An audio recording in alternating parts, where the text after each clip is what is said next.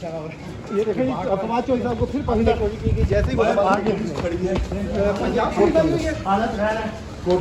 इनको यार पानी पिलाओ यार पानी पिलाओ यार पानी लेके चौधरी साहब पानी बेहोश हो रहे हैं इधर इधर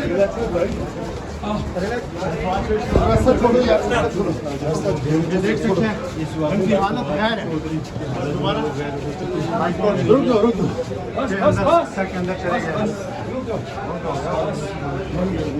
बस रश बन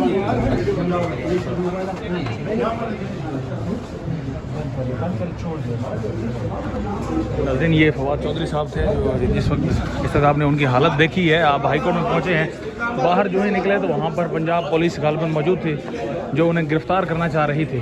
इस वक्त कोर्ट रूम में मौजूद हैं, कोर्ट रूम नंबर 3 में। फवाद चौधरी साहब बड़े ही नाज़रीन बौखलाई हुई इस वक्त सिचुएशन थी। ये उस वक्त उनकी अहलिया वो तो बाहर है ना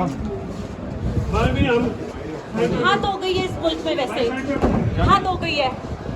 एक जज हाई कोर्ट पास ऑन करता है ऑर्डर, प्रोटेक्टिव बेल देता है और दहशतगर्दों की तरह उसको उठाया जाता है।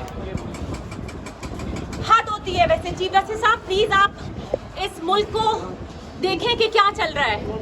कोर्ट से बेल मिलती है मेरे हस्बैंड को और बाहर गाड़ी लगा के उठाना शुरू हो जाते हैं उनको।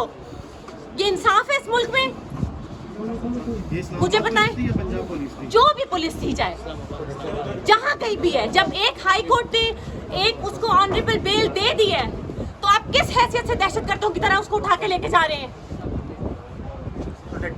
आपने सीआईए में रखा उनको, हमने कुछ नहीं कहा, सब जेल बना के। ना आपको बच्चों का ख्याल है ना आपको बच्चियों का ख्याल है। अफसोस है मुझे इस मुल्क के ऊपर।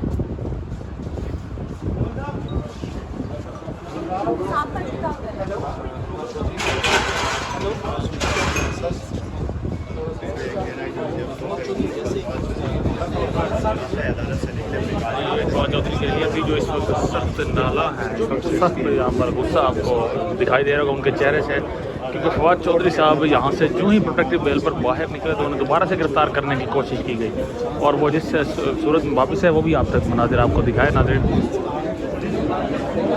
इस वक्त court room number 3 Islamabad high court में मौजूद हैं, जहां इस्लामाबाद हाई कोर्ट के ऑर्डर्स के बावजूद किस तरह से खिलाफ वर्जी की गई है वो भी आपको मुनाजिर दिखाए हैं। यहाँ से अभी नाज़रीन प्रोटेक्टिव बेल जारी हुई थी और उनका जो मुकदमा था उसे खारिज किया गया और डिस्चार्ज करके फवाद चौधरी को रिहा करने का हुक्म दिया गया, लेकिन उसके बावजूद जब बाहर गया तो वहाँ पर पुलिस की जानिब से उन्हें दोबारा से गिरफ्तार करने की कोशिश की गई।